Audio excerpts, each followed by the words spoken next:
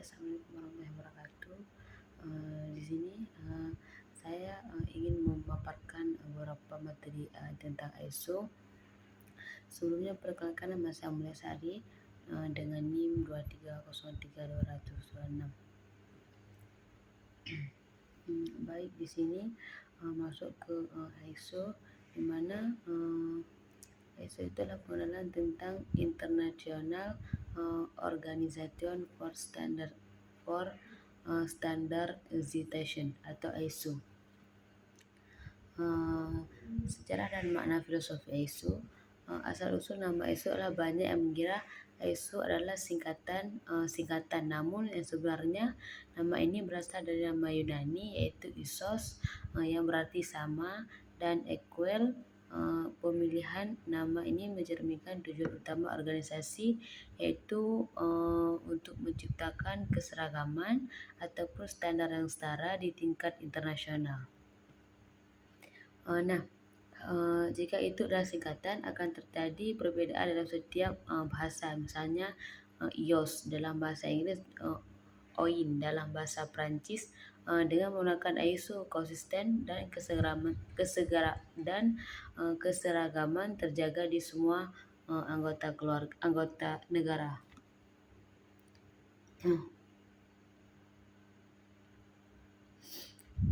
Baik, masuk ke latar belakang.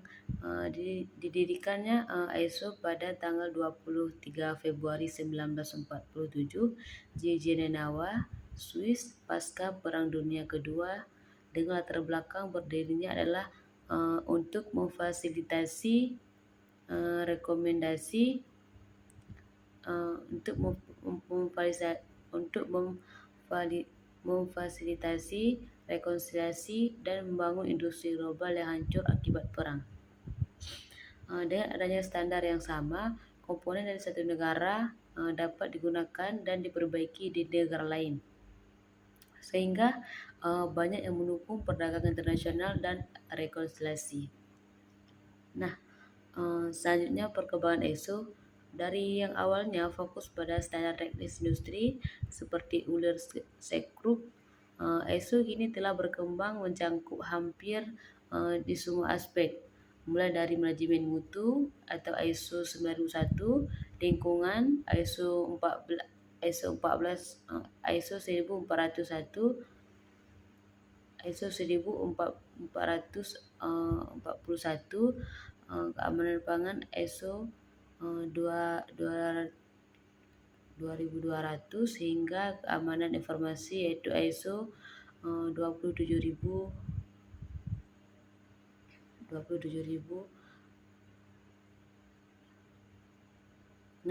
Selanjutnya perkembangan dari awalnya fokus pada standar teknis industri seperti ULES Group, mana ISO telah berkembang mencangkup hampir semua aspek, mulai dari manajemen mutu ISO 9001, masuk ke lingkungan ISO itu 14001, keamanan pangan ISO 22000 hingga keamanan informasi ISO itu 27001. Tugas dan fungsi ISO. Di sini ISO berfungsi sebagai pembuat aturan atau rule maker untuk standar internasional. Proses pembuatannya sangat ketat dan melibatkan konsensus dari semua negara anggota.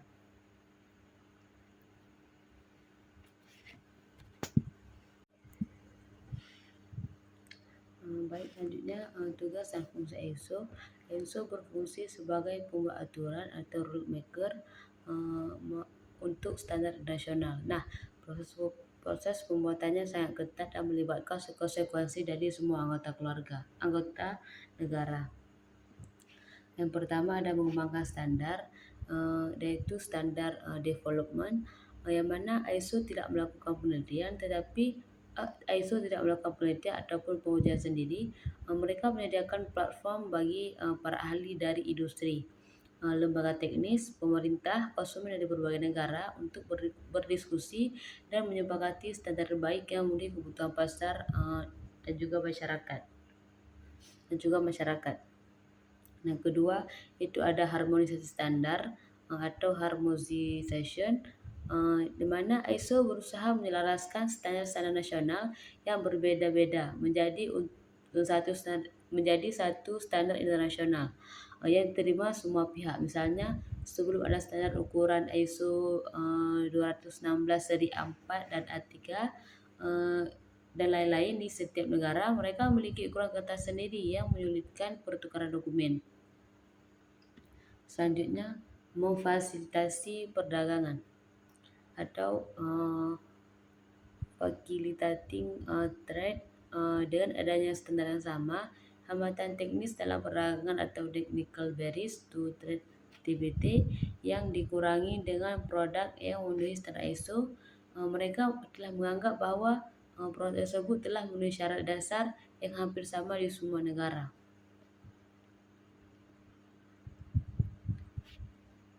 Selanjutnya, status sertifikasi ISO, di mana mereka sukarela tetapi menjadi kebutuhan secara hukum. Nah, tidak ada hukum internasional ataupun nasional yang mewajibkan semua perusahaan memiliki sertifikat ISO.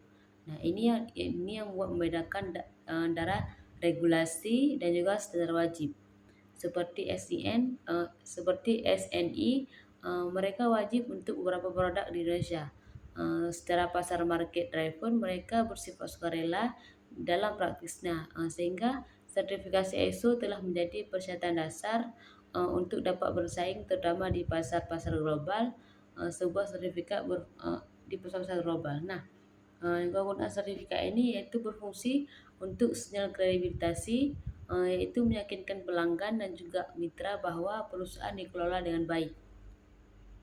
Yang kedua, prasyarat dagang, di mana banyak perusahaan multinasional, tender pemerintah dan juga proyek internasional yang mensyaratkan suppliernya untuk bersertifikat ISO 9001.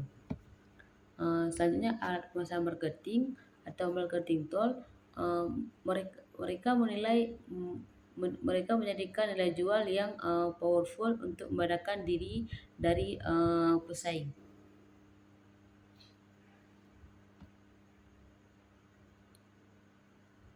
Selanjutnya ada ciri-ciri ISO, itu ada global dan diakui luas, dibuat berdasarkan konsensus, sukarela, netral dan independen, berorientasi pada proses dan juga hasil. Nah, global dan diakui luas itu diterima oleh lebih daripada 160 negara. Dengan dibuat berdasarkan konsensus, keputusan dibuat dengan musyawarah untuk mufakat, tidak ada voting. Namun mereka ada yang menjelaskan sukarela, itu penerapannya adalah pilihan organisasi. Lembaga ini tidak terafiliasi dengan pemerintah ataupun kepentingan bisnis tertentu. Selanjutnya ada berorientasi pada proses dan juga hasil, di mana standar ISO fokus pada bagaimana mereka cara untuk mengelola proses agar mencapaikan hasil yang konsisten. Ada contohnya, bayangkan ISO sebagai aturan permainan. Nah, di dalam perbandingan sepak bola internasional seperti FIFA Rules, mereka ada aturan untuk tidak memaksa setiap anak di kampung untuk bermain dengan aturan sama. Nah, tetapi jika sebuah tim ingin bertanding di Piala Dunia, mereka harus mematuhi aturan tersebut. Demikian pula perusahaan bisa beroperasi tanpa ISO. Tetapi untuk pertandingan di Piala Dunia, basic internasional sertifikat ISO menjadi sebuah keharusan.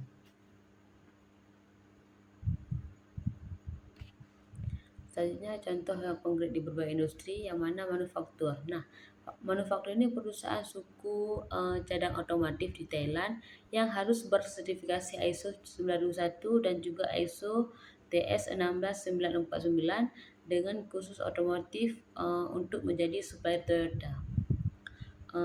Jasa, mana sebuah bank di Indonesia mendapatkan sertifikasi ISO 27001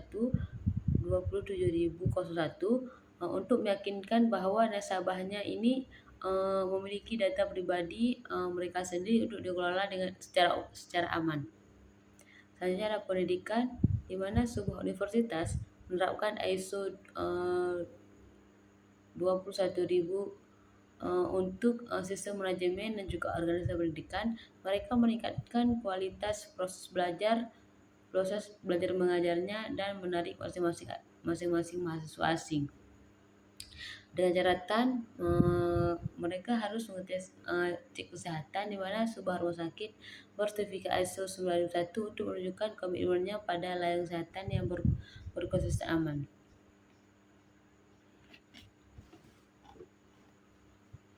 Selanjutnya tujuan ISO yang mana meningkatkan kredibilitas perusahaan dan juga jaminan kualitas, di mana mereka meningkatkan kredibilitas perusahaan.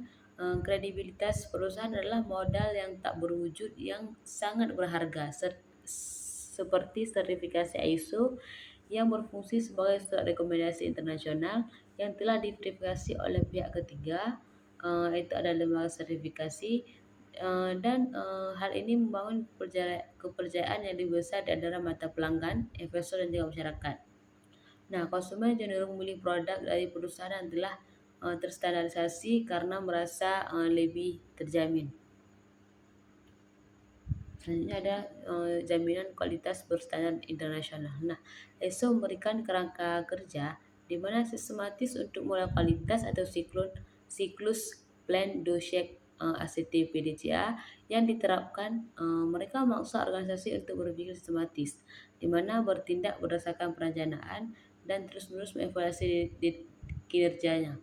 Ini mencegah penurunan kualitas secara diam-diam dan juga membantu perusahaan mendeteksi masalah lebih awal, sehingga menghemat biaya yang timbul akibat kegagalan pada produksi ataupun produk yang cacat.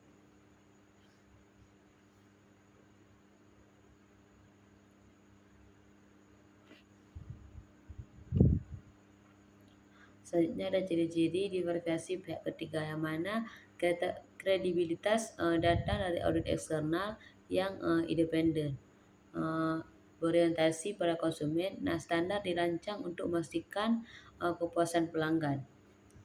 Selanjutnya ada sistematis, yaitu mengikuti siklus PDCA yang terstruktur. Contohnya, kredibilitas sebuah rumah sakit yang bersertifikat ISO 91 akan lebih dipilih pasien karena dianggap memiliki prosedur layanan yang standar dan terjamin kualitasnya dibandingkan rumah sakit yang tidak bersertifikasi. Selanjutnya adalah jaminan kualitas, di mana sebuah perusahaan atau software menggunakan siklus PDCA untuk pengembangan produknya. Mereka melakukan plan, yaitu merencanakan, fitur, membangunnya, cek, melakukan testing dan juga review, dan ACT memperbaiki bug. Siklus ini memastikan bahwa kualitas softwarenya harus di tahap paling tinggi.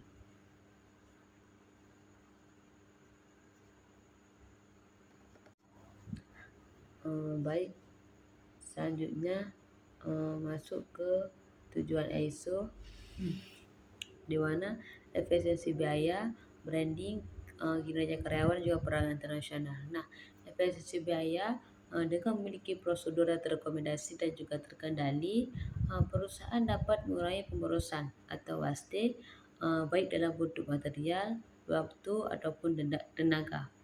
Identifikasi risiko dan juga tindakan pencegahan atau preventive action. Mereka membantu meminimalkan biaya akibat kegagalan produksi, kompensi, dan juga perbaikan. Selanjutnya branding perusahaan. Nah, logo dan juga sertifikat ISO dapat digunakan dalam menteri pemasaran, situs web, dan juga kemasan produk. Ini adalah alat branding yang powerful yang mengomunikasikan komitmen perusahaan terhadap kualitas kepada semua pemangku kepentingan.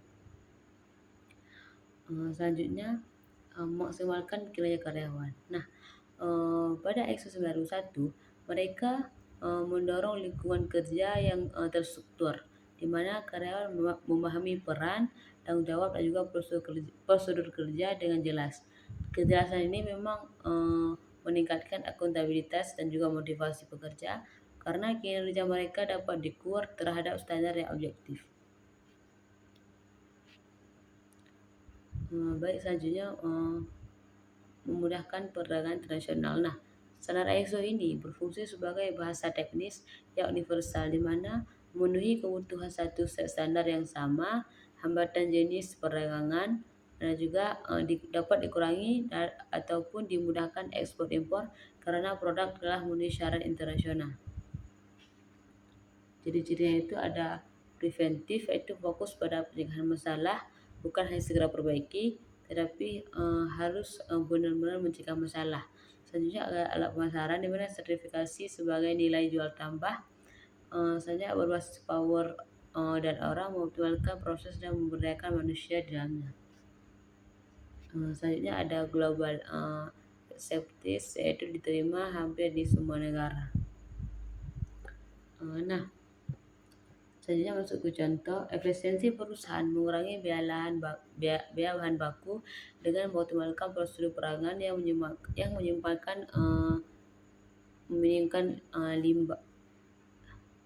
Selanjutnya ada branding, sebuah UMKM kerajinan menampilkan logo ISO 91 pada booth pamernya yang menarik perhatian buyut internasional. Nah, kinerja karyawan, staf administrasi memiliki prosedur kerja tetap untuk mengarsipkan dokumen sehingga mengurangi waktu pencarian dan juga kesalahan penempatan.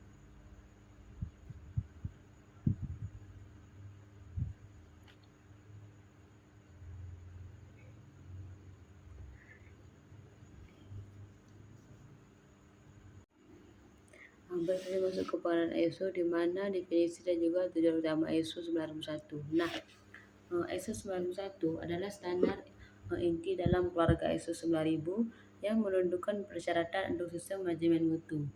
Organisasi menggunakan standar ini untuk menunjukkan kemampuan dan juga konsistensi menyediakan produk dan jasa yang memenuhi persyaratan pelanggan dan juga regulasi. Fokus pada peningkatan kepuasan pelanggan dan juga pencapaian perbaikan yang berkelanjutan. Nah, tujuan utamanya itu konsistensi kualitas di mana memastikan produk atau layanan yang dihasilkan dari hari ini sama dengan kulitnya yang dihasilkan besok ataupun bulan depan. Selanjutnya kepuasan pelanggan di mana bukan hanya memenuhi spesifikasi teknis tapi juga memahami dan juga memenuhi kebutuhan serta harapan pelanggan. Tidak ada efisiensi juga produktivitas dengan proses yang terdokumentasi juga terkendali, sumber daya digunakan secara lebih optimal. Perbaikan berkelanjutan di mana organisasi tidak boleh berpuas diri, harus selalu mencari cara untuk menjadi lebih baik. Selanjutnya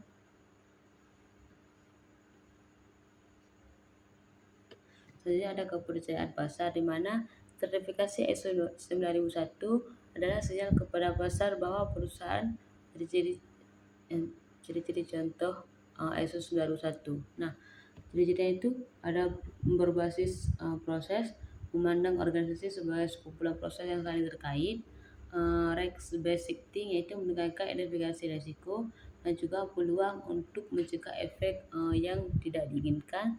Yang terakhir adalah sesuai untuk semua organisasi, berlaku untuk perusahaan kecil maupun besar, manufaktur berjasa, pemerintah ataupun swasta. Nah, di sini ada contoh sebuah bengkel mobil yang bersertifikasi ISO 91 akan memiliki prosedur standar untuk menerima mobil, mendiagnosiskan masalah, memperbaiki dan juga menyerahkan kendaraan kepada pelanggan. Setiap mekanik mengikuti prosedur sama sehingga pelanggan dapat pengalaman dan juga kualitas servis yang konsisten di setiap berkunjung.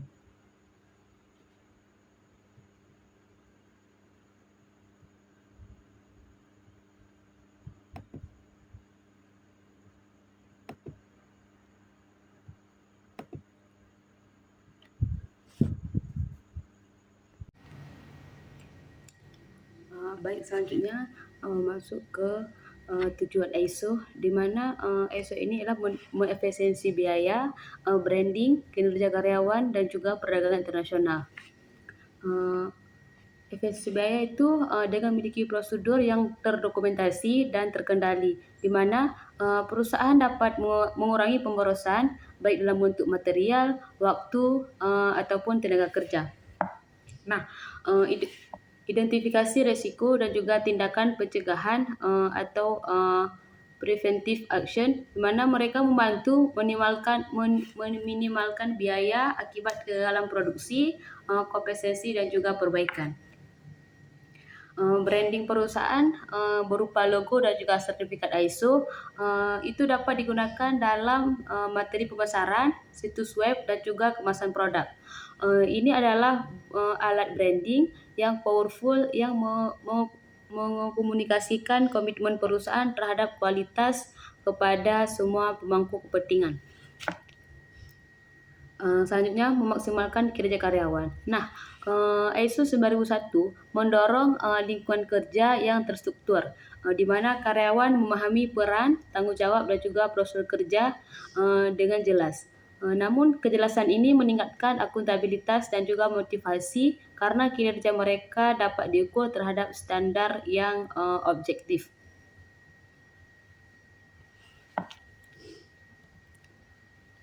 Selanjutnya, yang keenam itu memudahkan perdagangan internasional, di mana standar ISO berfungsi sebagai bahasa teknis yang universal dengan mematuhi satu set standar yang sama.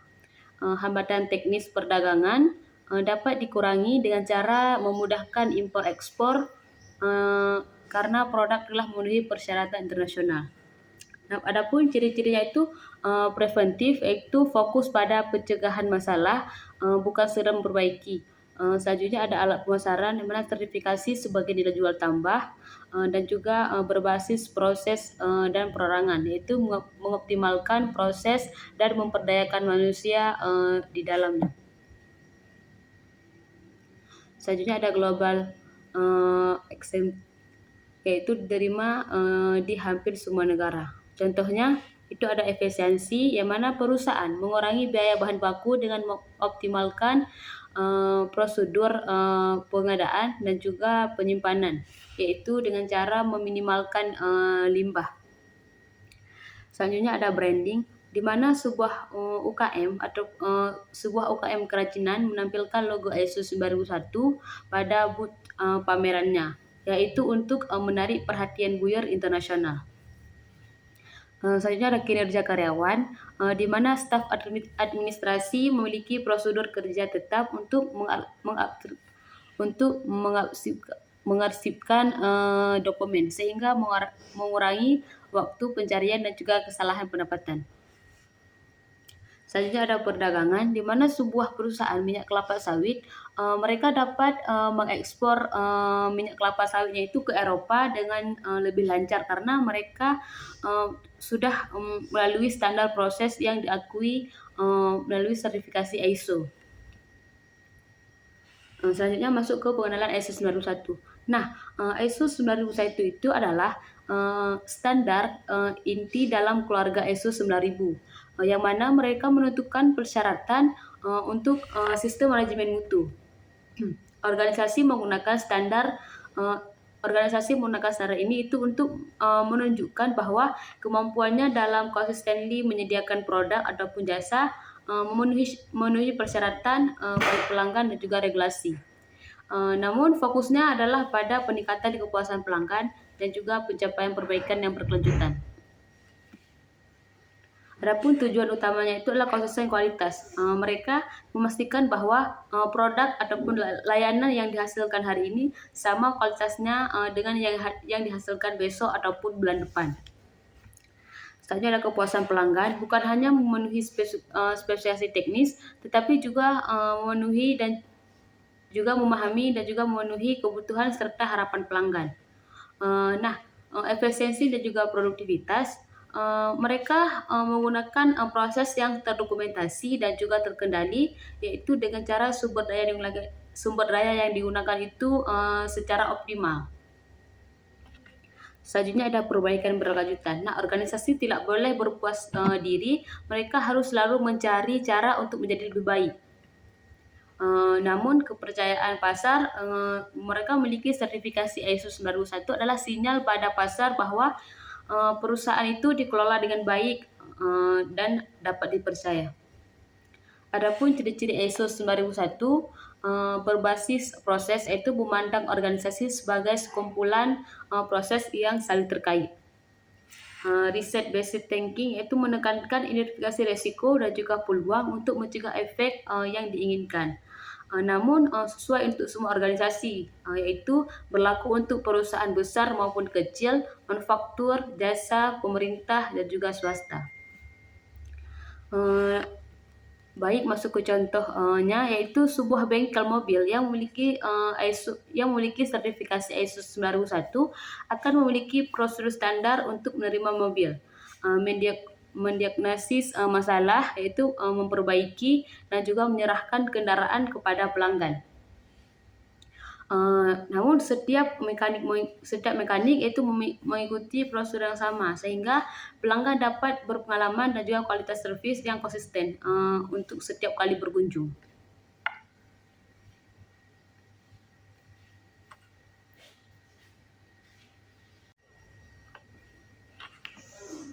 Baik, selanjutnya masuk ke klausul ISO 9001, yaitu struktur Heinz level, di mana dalam ISO 9001 itu pada tahun 2015. Nah, ISO 9001 pada tahun 2015 disusun dalam struktur tinggi, yaitu high level struktur yang sama dengan standar sistem manajemen ISO lainnya. Itu untuk memudahkan integrasi. Namun struktur 10 klausul ini merupakan kerangka logis untuk membangun, menerapkan dan juga meningkatkan KMS.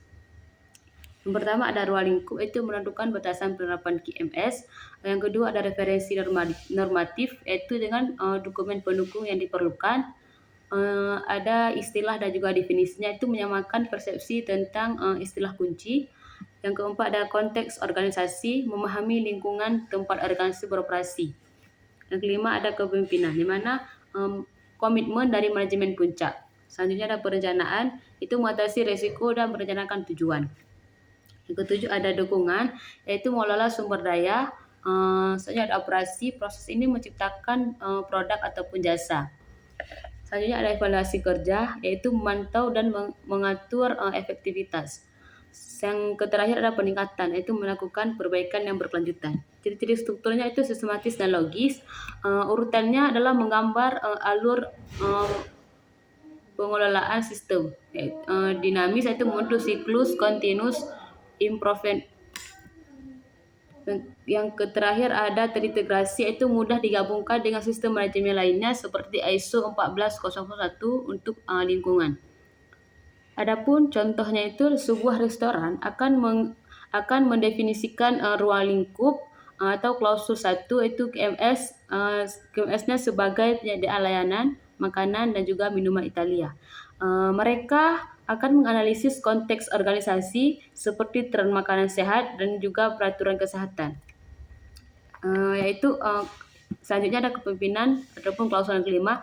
Mereka memiliki restoran untuk menerapkan visi menjadi restoran Italia terbaik di kota, dan seterusnya hingga peningkatan pada klausul yang ke-10 itu berdasarkan masuk pelanggan.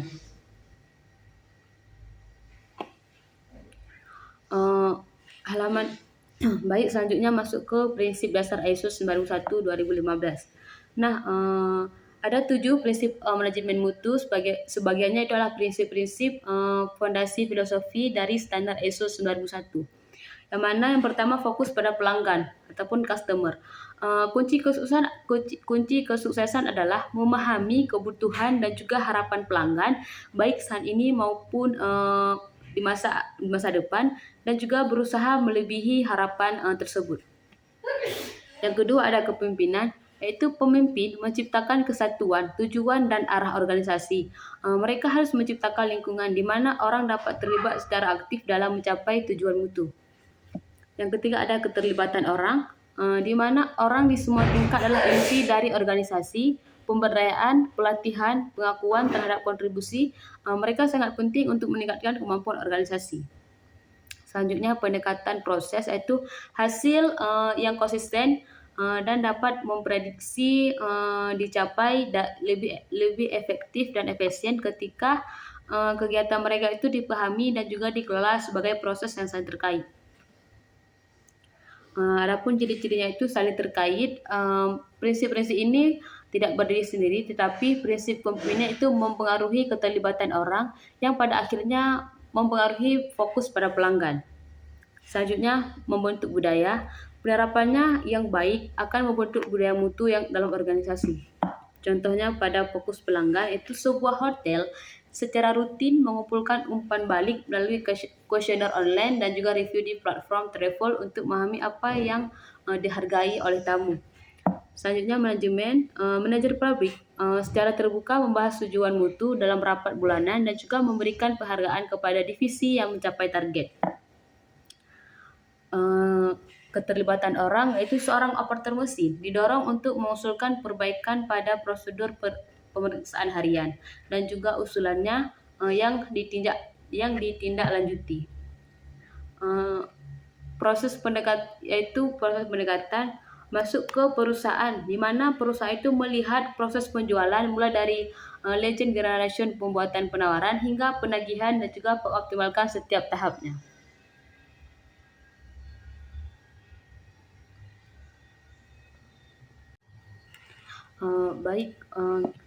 Masuk ke prinsip dasar dan juga klausul, itu lanjutan dari prinsip klausul 1 sampai 3, di mana prinsip dasarnya itu adalah perbaikan ataupun improvement. Itu organisasi yang sukses memiliki fokus yang berkelanjutan pada peningkatan. Pengambilan keputusan berdasarkan bukti, keputusan efektif didasarkan pada analisis data dan juga informasi. Ini mengurangi keputusan yang berdasarkan pada firasat ataupun asumsi. Selanjutnya manajemen hubungan, yaitu organisasi dan pemasok saling bergantung. Hubungan yang saling menguntungkan meningkatkan kemampuan kedua belah pihak untuk menciptakan nilai. Yang mana ruang lingkup itu menjelaskan bahwa ISO 9001 dapat diterapkan secara universal di sebuah organisasi dapat memilih untuk menerapkan standar pada seluruh ataupun hanya sebagian operasinya. Yang kedua adalah referensi normatif, itu hanya merujuk pada ISO 9000-2015, di mana quality management itu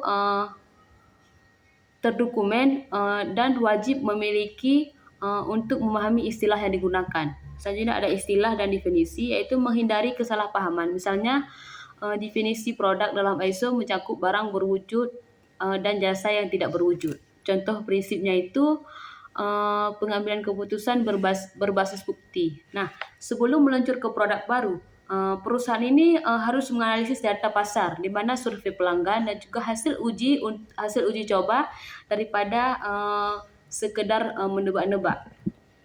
Nah, selanjutnya ada manajemen hubungan, di mana sebuah pabrik elektronik bekerja sama dengan pemasok komponen utama untuk melakukan audit mutu bersama dan juga berbagai praktik terbaik lainnya. Contohnya pada klausul 1 itu sebuah universitas yang memutuskan ruang lingkup SMM-nya adalah penyelenggaraan pendidikan sarjana dan juga pasca sarjana di bidang teknik.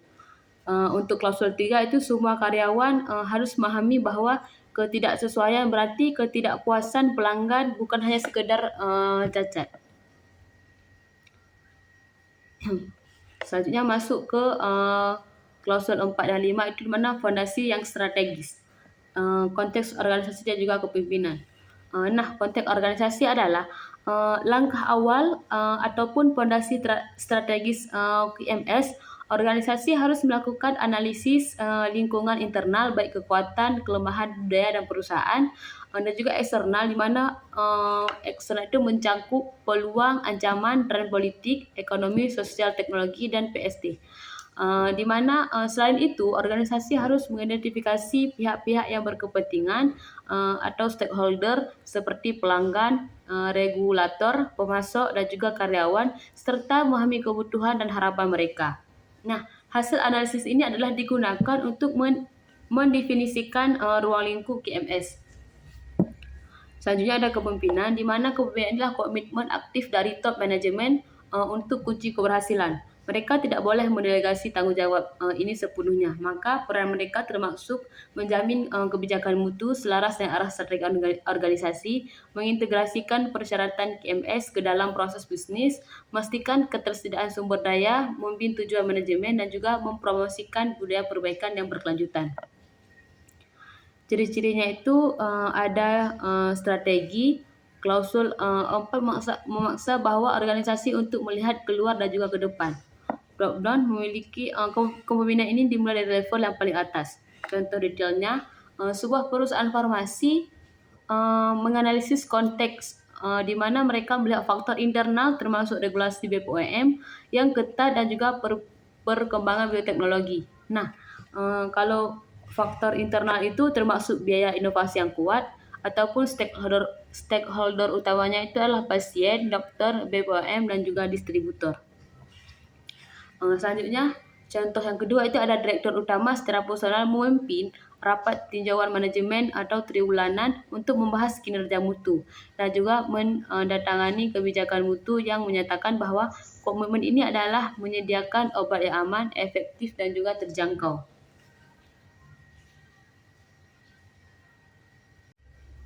Selanjutnya masuk ke perencanaan dan juga dukungan. Nah, perencanaan dan dukungan ini adalah tentang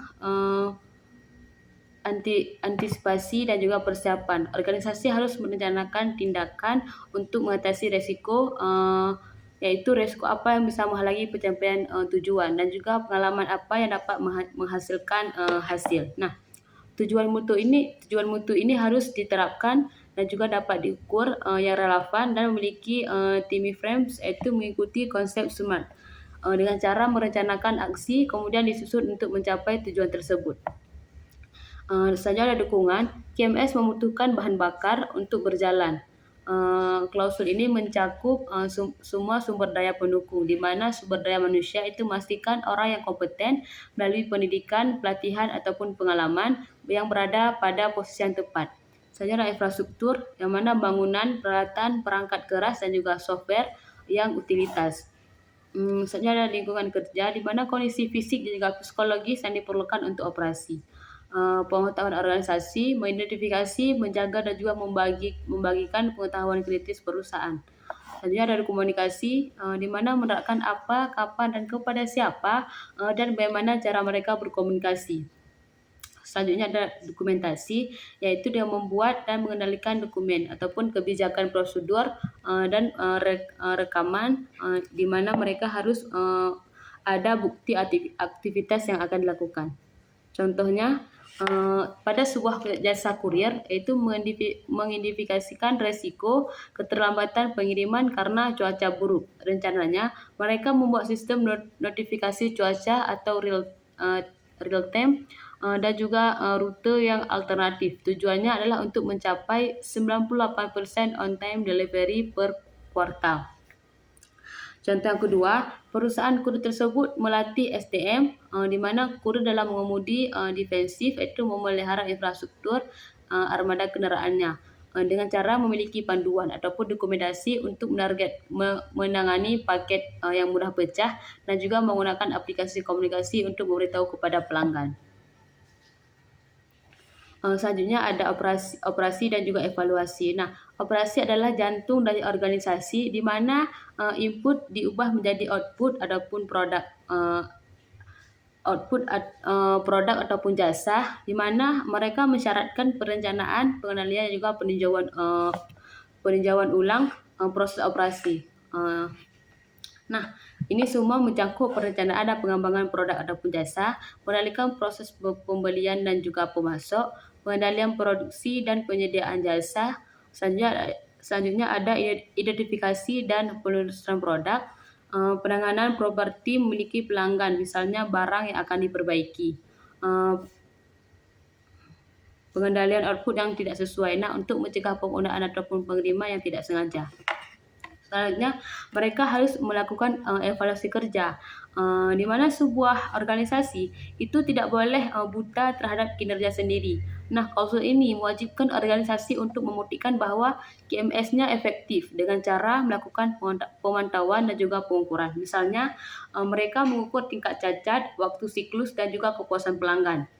Selanjutnya ada audit internal, yaitu melakukan pemeriksaan secara sistematis dan independen untuk memastikan bahwa QMS sesuai dengan persyaratan standar dan telah diterapkan dengan baik. Dengan tujuan manajemennya, rapat formal yang dipimpin manajemen puncak untuk mengevaluasi kecukupan dan efektivitas QMS serta memutuskan tindakan perbaikan dan juga alokasi sumber daya. Contohnya yang pertama, kita contohkan di sebuah di sebuah bakeri yang memiliki prosedur operasi standar untuk membuat roti dengan suhu oven waktu dipanggang. Mereka melakukan pengendalian dengan menimbangkan adonan dan juga memeriksa warna roti. Nah, roti yang kosong ataupun tidak sesuai itu dipisahkan untuk didiskon atau dimusnahkan.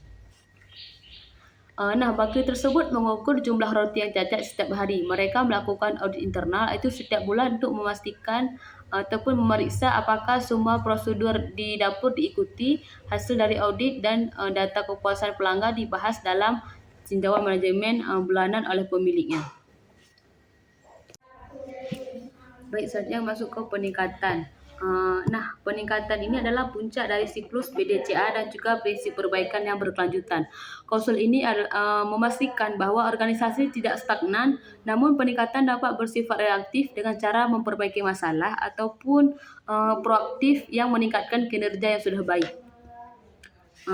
Ketidaksesuaian juga tindakan korektif. Mereka ketika terjadi masalah, misalnya produk cacat ataupun keluhan pelanggan, organisasi harus bereaksi. Mereka harus mengendalikan masalah tersebut dengan cara menyelidiki akar penyebabnya. Mengapa hal itu bisa terjadi dan cara mereka untuk mengambil tindakan yang korektif untuk mencegah terulangnya masalah yang sama.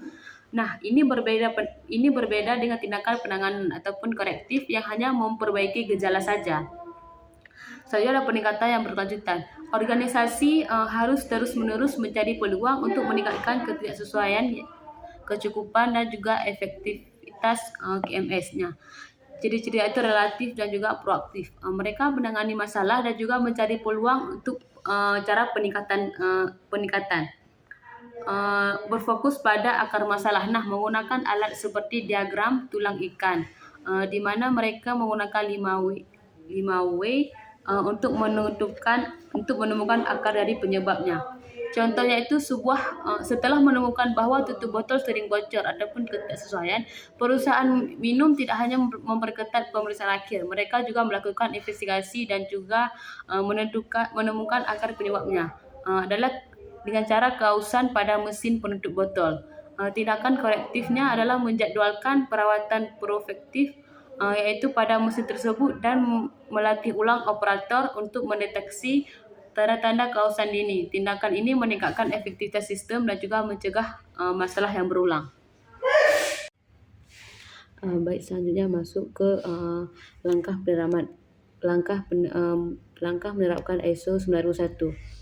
Di mana langkah-langkah penerapannya itu penerapan ISO 9001 adalah sebuah proyek yang membutuhkan perencanaan dan juga komitmen. Yang pertama ada komitmen manajemen puncak, di mana tanpa ini proyek akan gagal dan manajemen harus menyediakan sumber daya dan juga memimpinkan jalan proyeknya. Selanjutnya analisis kesenjangan. Nah, kesenjangan ini membandingkan praktik saat ini dengan semua persyaratan dalam 10 klausul ISO 9001. Untuk membantu memahami sejauh mana kita sudah siap dan apa yang sudah masih kurang. Selanjutnya penyusunan dokumentasi, yaitu membuat dokumen tingkat tinggi ataupun seperti manual mutu hingga dokumen operasional, prosedur, instruksi kerja dan juga formulir. Dokumentasi adalah kitab suci untuk menjalankan sebuah sistem. Selanjutnya pelatihan dan implementasi. Nah, melatih semua karyawan yang terlibat tentang sistem baru dan juga menerapkannya dalam pekerjaan sehari-hari. Ini adalah fase mengubah kebiasaan. Selanjutnya audit internal, di mana sebelum audit pihak eksternal, organisasi harus mengaudit dirinya sendiri untuk memeriksa kesiapan dan menemukan area untuk perbaikan yang aktif. Selanjutnya ada tinjauan manajemen. Nah, manajemen puncak meninjau bahwa hasil audit internal dan kinerja sistem untuk memastikan sistem telah efektif dan sesuai sebelum diajukan untuk bersertifikat. Selanjutnya ada manfaat penerapan ISO 9001. Nah, manfaat bagi perusahaan dan juga pelanggan. Penerapan ISO 9001 menciptakan situasi win-win bagi bagi perusahaan dan juga pelanggannya, di mana bagi perusahaan harus proses efisiensi dan standar, peningkatan citra dan kepercayaan, pengurangan kesalahan dan juga pemborosan, dan syarat tender ataupun ekspor untuk memenuhi persyaratan yang semakin umum bagi pelanggan yang korporat, pemerintah dan juga pasar internasional. Dan bagi pelanggan itu harus konsisten mutu, kepuasan yang lebih tinggi, saluran keluhan yang responsif, dan jaminan standar internasional. Nah, contohnya itu sebuah perusahaan konstruksi yang bersertifikat ISO 91. Bagi perusahaan, proses berstandar menang tender, akan membangun rumah bagi pelanggan dengan kualitas yang konsisten, sesuai jadwal, dan memiliki prosedur klarifikasi jika ada perubahan bagi pelanggan puas yang merasa aman. Baik, saja ada studi kasus dari integrasi, di mana studi kasus ini yaitu bagi sebuah perusahaan berkas lalu furnitur. Nah, produser mebel kayu berukir. Untuk mengasih konteks organisasinya yaitu internal, yaitu kekuatan, pengrajin berpengalaman, dan juga kelemahannya itu dokumentasinya lemah. Eksternal itu ancaman, yaitu kayu langka, peluangnya itu untuk tren produk masih headman, yaitu stakeholder, pelanggan hotel, distributor, LSM, lingkungan, masyarakat dan masyarakat lokal. Nah, selanjutnya kepemimpinan dan juga perencanaan. Kebijakan mutu pemilik menghasilkan mebel kayu berkelas dunia dengan desain elegan dan juga ketahanan tinggi melalui pemberdayaan pengrajin lokal dan juga proses yang berkelanjutan. Tujuan mutunya itu untuk mengurangi tingkat cacat finishing dari 8% menjadi 3% dalam 1 tahun. Rencananya itu melatih ulang tim finishing dan juga menguji bahan finishing baru. Selanjutnya SDM-nya itu mengirim 2 pengrajin ke pelatihan teknik finishing modern. Infrastruktur membeli oven pengering kayu untuk mengontrol kadar air dengan pengetahuan mendokumentasikan pola ukir khas dari pengrajin senior. Selanjutnya evaluasi kinerja, di mana pengukuran audit internal, tujuan manajemen itu harus mencatat persentase cacat per minggu, dan juga auditor internal menemukan bahwa instruksi kerja finishing tidak selalu diikuti di bengkel B. Dengan tujuan manajemen itu pemilik meninjau ada cacat dan hasil audit menyetujui pembelian mesin spray gun yang lebih presisi. Selanjutnya tindakan korektif, yaitu setelah diinvestigasi akar penyebab ketidakpatuhan terhadap instruksi kerja adalah nozzle spray gun yang sering tersumbat. Tindakannya adalah menjadwalkan pembersihan nozzle setiap hari dan menggantikan dengan model yang lebih baik. Selanjutnya ada hasil. Dalam 6 bulan tingkat catatan finishing turun menjadi 4% dan terus mendekati target 3%. Dengan sertifikasi dan hasil setelah melalui semua langkah, berkas lalu furnitur ini diaudit oleh TUV dan dinyatakan memenuhi syarat, mereka mendapatkan sertifikasi ISO 9001. Nah, manfaat yang diraih adalah proses lebih cepat, pemborosan kayu berkurang 15%, berhasil mendapatkan kontrak ekspor pertama ke Jepang, dan citra sebagai pengrajin mebel premium semakin kuat. Nah, jadi kesimpulan dari materi ISO ini adalah ISO 9001 bukan sekedar sertifikasi dinding, tetapi juga sebuah kerangka kerja yang powerful untuk membangun fondasi bisnis yang kuat, tangguh, dan berorientasi pada pelanggan. Penerapannya itu membutuhkan komitmen, tetapi manfaatnya jauh lebih besar daripada biayanya secara finansial maupun strategis.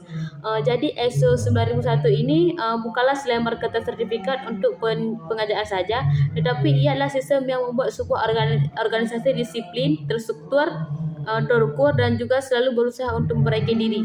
Bagi pelanggan ini adalah jaminan, dan juga bagi perusahaan adalah investasi untuk menjadi yang terdepan.